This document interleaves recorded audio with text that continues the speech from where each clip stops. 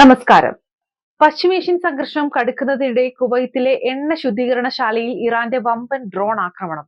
ആക്രമണത്തിൽ മിന അൽ അഹ്മദി എണ്ണ ശുദ്ധീകരണശാലയ്ക്ക് തീ പിടിച്ച് വൻ നാശനഷ്ടങ്ങളാണ് ഉണ്ടായിരിക്കുന്നത്. ആക്രമണത്തിൽ ആർക്കും പരിക്കില്ലെന്നാണ് സർക്കാർ പറയുന്നത്.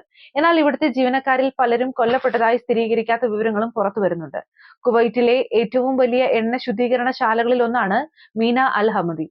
പ്രതിദിനം 7,30,000 ബാരൽ എണ്ണയാണ് ഇവിടെ നിന്നും ശുദ്ധീകരിക്കുന്നത്.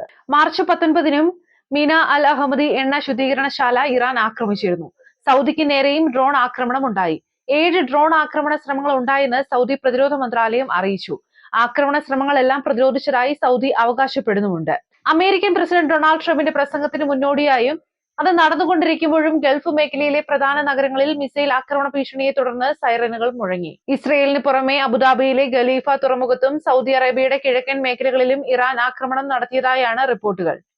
Saudi Arabia, UAE, Kuwait, Jordan എന്നീ രാജ്യങ്ങളിലെ പ്രധാന പാലങ്ങളും അടിസ്ഥാന സൗകര്യങ്ങളും ലക്ഷ്യമിടുമെന്ന് ഇറാൻ സേന ഔദ്യോഗികമായി മുന്നറിയിപ്പ് നൽകിയിട്ടുണ്ട്. എന്നാൽ അമേരിക്കൻ സേന ഇറാനിലേക്ക് പ്രവേശിച്ചാൽ നേരിടാൻ 70 ലക്ഷം ഇറാൻ പൗരന്മാർ സജ്ജരാണെന്ന് Iran parliament speaker Mohammad Bagher Ghalibaf വ്യക്തമാക്കി.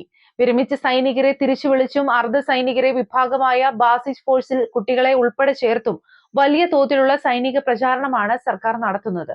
ഇറാൻ മണ്ണിലിറങ്ങുന്ന ഒരൊറ്റ അമേരിക്കൻ സൈനികനും ജീവനോടെ മടങ്ങില്ലെന്ന് ഇറാൻ കരസേനാ മേധാവി മേജർ ജനറൽ അമീർ ഹൗതമി മുന്നറിയിപ്പ് നൽകി. തങ്ങളുടെ ഏറ്റവും കരുത്തുറ്റ ആയുധങ്ങൾ ഇനിയും പുറത്തെടുത്തിട്ടില്ലെന്നും രാജ്യത്തിന് അതീവ രഹസ്യമായ ആയുധ ശേഖരവും ഫാക്ടറികളും ഉണ്ടെന്നും ഇറാൻ സായുധ സേനാ വക്താവ് വെളിപ്പെടുത്തി. നിലവിൽ ശത്രുക്കൾ ബോംബിട്ട് തകർത്ത കേന്ദ്രങ്ങൾ അപ്രധാനമാണെന്നും യഥാർത്ഥ ആയുധ നിർമ്മാണ കേന്ദ്രങ്ങൾ അവർക്ക് അജ്ഞാതമാണെന്നും ലഫ്റ്റനന്റ് കേണൽ ഇബ്രാഹിം ദുൽഫഹാരി കൂട്ടിച്ചേർത്തു. ഗൾഫ് മേഖലയാകെ യുദ്ധഭീതിയിലാഴ്ത്തുന്ന നീക്കങ്ങളാണ് നിലവിൽ നടന്നുകൊണ്ടിരിക്കുന്നത്.